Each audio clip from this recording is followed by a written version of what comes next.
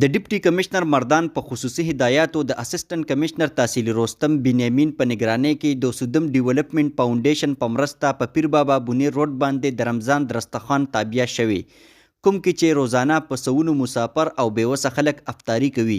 13 روز اسسټنټ کمشنر قاضي بنیامین هم د مسافرو سره د سړک په غاړه په افطاری کې شریک شوی. اسسټنټ کمشنر تحصیل رستم قاضي بنیامین د سودم ډیولپمنٹ فاونډیشن شکریا ادا کړی او ویلي دی چې د رمضان په مبارکه میاشت کې د مسافرو او بیوسه خلکو خیال ساتل زموږ ذمہداري ده. د زیاته کړی چې عام ولس د هم د روزې په مبارکه میاشت د خپل چاپیرچل خیال وساتي.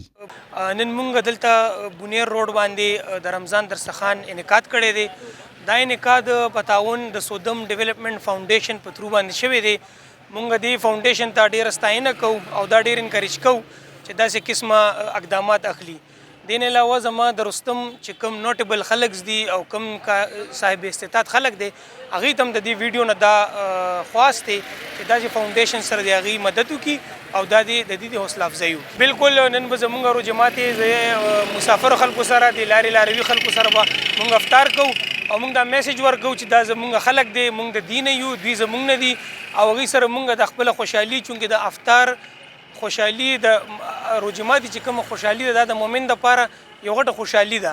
نو انشاءالله مونږ به دې خوشحالۍ کې هغې سره شریک کوو او دا زمونږ کمیونټي ده مونږ هغه اون کوو. په نظر راځي دلته په تحصیل رستم کې د سودم ډیولپمنٹ فاونډیشن زیر نگران د افطارۍ دا ترتیب شروع دی او انشاءالله دا ترتیب به تر آخري رمضانه پورې جاري. دا مین روډ دی، په دې باندې بونیر او مردان د یو بل سره کراس کیږي. په دې روډ چې څومره مسافر راځي، څومره ګاډي تېرېږي، هغوی د افطارۍ په ټایم دلته ودرېږي او د سودم ډیولپمنٹ فاونډیشن نوجوانان رضاکار هغوی د الله د رضا لپاره هغوی د افطاري ورکوي. زه خپل تحصیل رستم او دغه شان د چار چاپېره علاقو خپل وروڼو ته هم دا دعوت ورکوم چې کوم نوجوانان زموږ وروڼه دي هغوی دې راشي او په دې کار خیر کې او په دې خدمت کې هغه زموږ سره خپل صلاحیتونه استعمال کړي.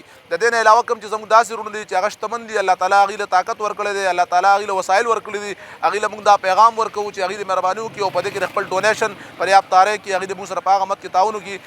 د سودم ډیولپمنٹ فاونډیشن چارواکي وایي چې تر اخري روژې پورې به د رمضان درستخوان جاري ساتو. وس لرونکي خلک دې موږ سره په دې کار خیر کې مرسته وکړي. د کیمرا ټیم سره عمر خاکسار، رستم نیوز، مردان.